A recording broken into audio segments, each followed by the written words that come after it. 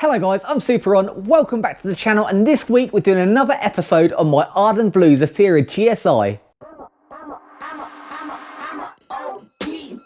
Know that they ride or die. I keep boys by my side. Know that they ride or die. I keep boys by my side.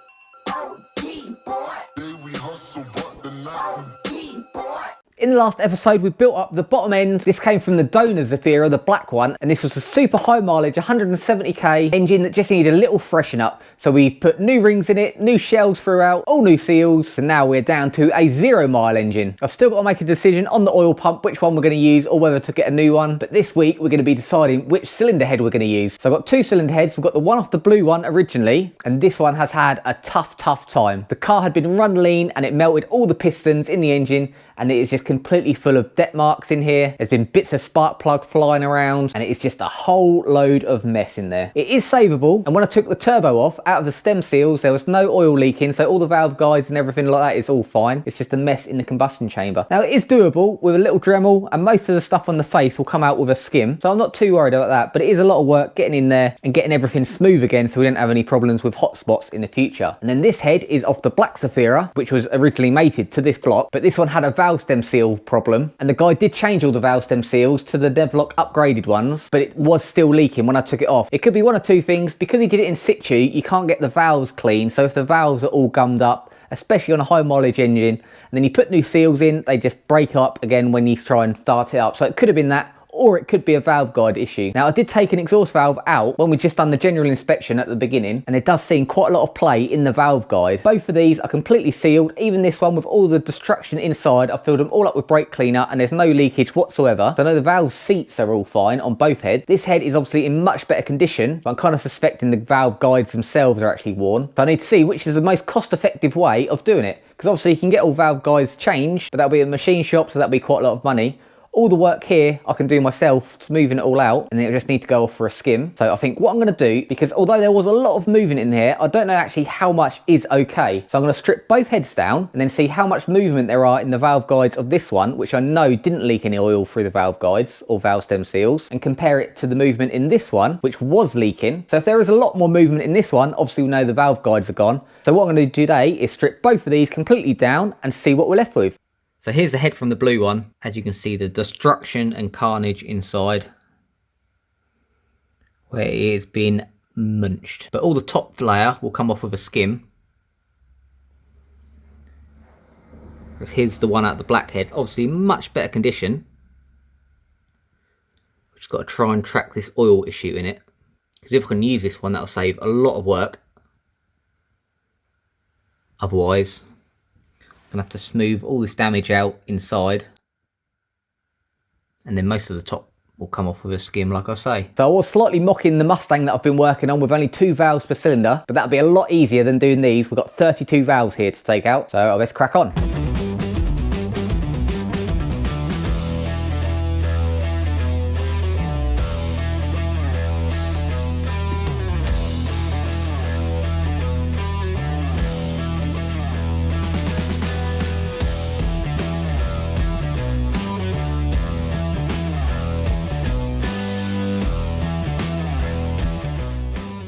So that's both cylinder heads all stripped down. This is out of the black car, and these are the valves out of the black car. This is out of the blue car, and these are all the valves out of the blue car. So everything's arranged, so we know which one we're going to assemble all back together and which valves go in which hole. So then what you saw me do, I was measuring the stem of each valve with this, which is a micrometer. It's kind of a bit like the vernier calipers that we use to measure things normally, but this goes down even finer. I was measuring the valve stems right down to 0.01 of a millimeter, and what I was checking for, whether it is worn in the middle, whether it's bigger here, and then like narrowed in the middle. But all the valves checked out, they're all dead straight. So it is a good sign. That means the valves themselves aren't worn. And I've checked them between the two heads as well, because I know this one had no smoking issues, and they're all the same size. The exhaust stems on both are slightly smaller than the inlet. Both the inlets on both heads were all the same, and both the exhausts on both heads were the same. So I'm pretty confident there's no wear in the valves themselves, which is good news. So then that narrows it down to two possibilities with this head. So remember, the previous owner of the black car did fit brand new valve stem seals, but it was still leaking from the exhaust. I could see it when I took the turbo off. So the possibility is that because these were so rough, they're really carboned up on this one. I think because it's passing a bit of oil through the rings, that's just carboning up the back of all the valves as it went out, especially this one. That is pretty rough. So the possibility is he fitted new stem seals in there, but when these came up and down again, it just ripped through the new seals. Or it could be worn valve guides, but this one had no smoking problems. And I've tried the valves in and there's the same amount of movement. There is a little bit of movement in there, but it's the same on both heads. So I'm going to clean it all up spotless and just check down all the guides, try all the valves in, all the guides, and just check there's not too much movement, but it might actually check out that this one is okay. So with a full clean up, getting all the carbon off the back of all the valves, reassembling it, and then putting it onto the block. So let's do a little bit more cleaning up and a little bit more investigating. I don't know if the GoPro is going to pick this up, but this is how much movement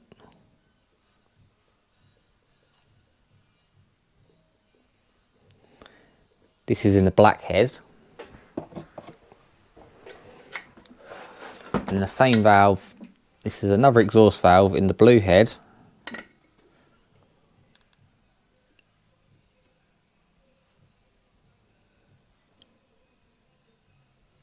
So you can see the side to side movement there, just about.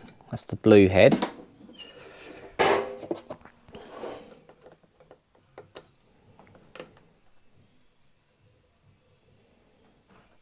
This is the black head.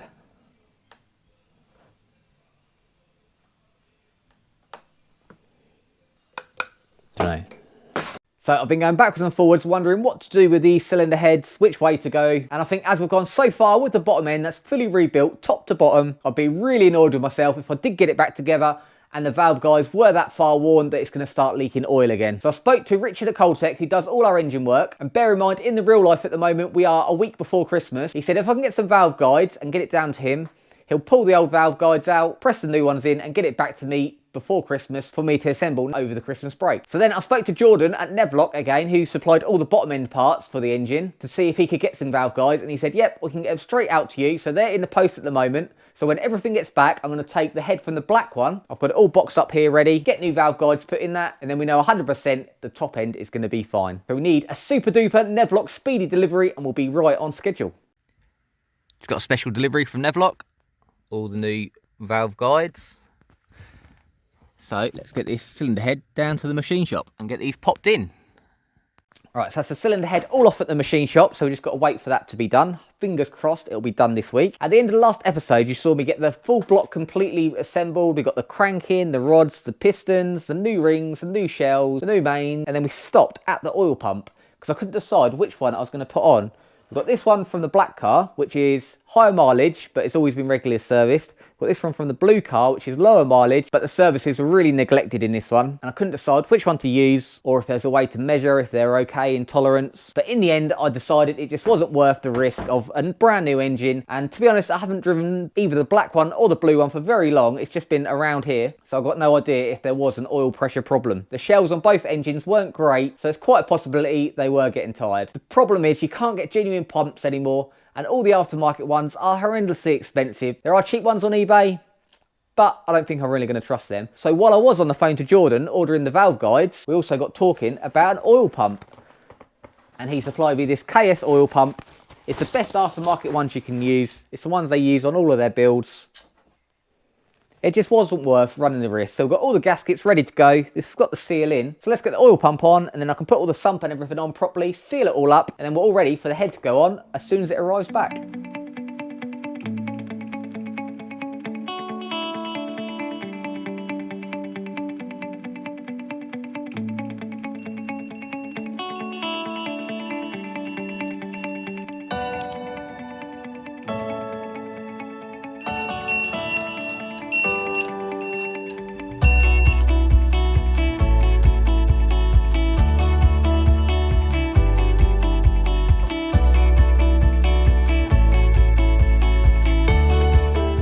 Everything all on. Sump nut, oil pump, water pump. All the bottom end gaskets are now finished. It's got a water pump seal and a crank seal, but both of them came with a new pump and the new water pump. So we're now ready and waiting for the cylinder head. And I've just got a call from Coltech saying the head is all ready. Lucky I've got the RS6 in today because it's a pretty cool road going down to their workshop. So let's get going.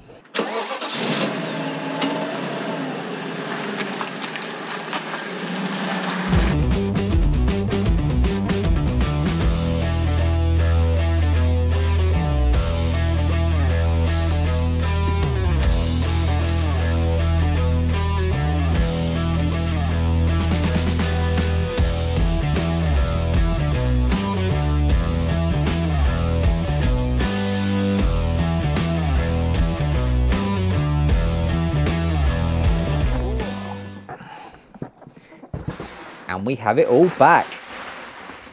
Let's have a look.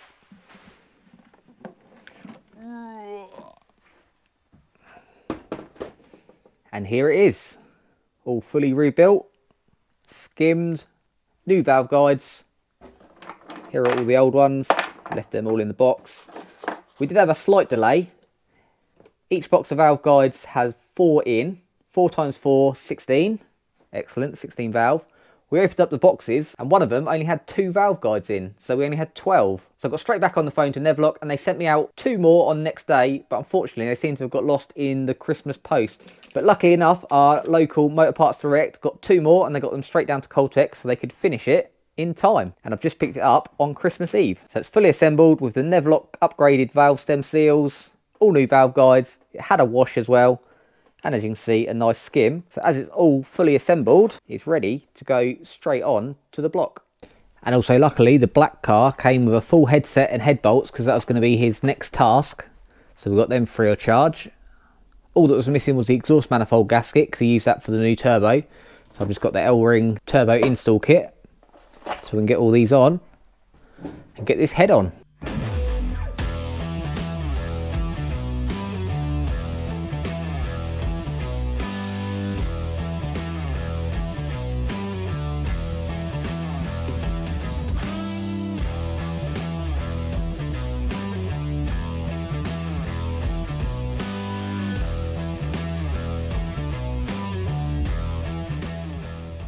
Well, that's certainly a workout. Had to get the big boy out for that one. We had to do 25 Newton meters, and then 90 degrees, and then 90 degrees, and another 90 degrees, and then a little 15-degree checker. But we are on, so let's get cams in and get it timed up.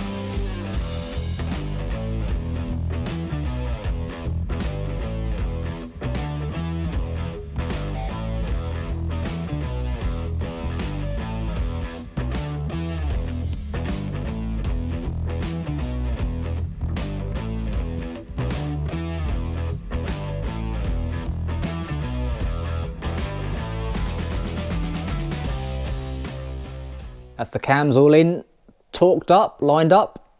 Got our back plate on, got the engine mount on, because the idlers actually mount to the engine mount on these. But we're all together. So next up, we've got our genuine GM timing belt kit. We'll get this thing timed up. Get the pulleys on, get the covers on, then the engine will be finished. I did have a mini panic halfway through, because I saw etched on this one, you can see, there's an E etched onto the cam. This side is the inlet, not the exhaust.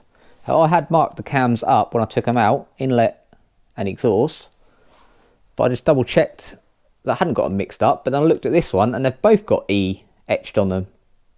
So I don't know why someone's put that in there, but they're definitely the right way around. So let's get timed up.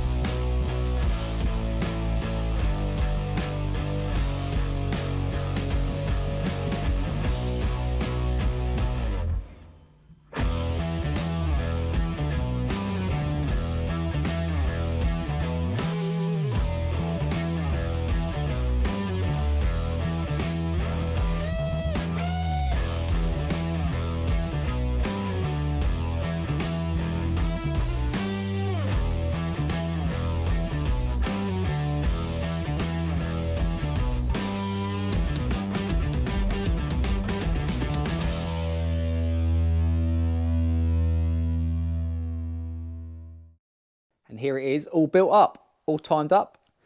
I had a bit of trouble getting the timing belt on. It's all a bit tight, but managed to just slip it in there. And we're all timed up, all tensioned up properly. Got the sandwich plate on and the oil filter. Got the thermostat housing. Got the rocker cover on. I think we've got all holes sealed up now.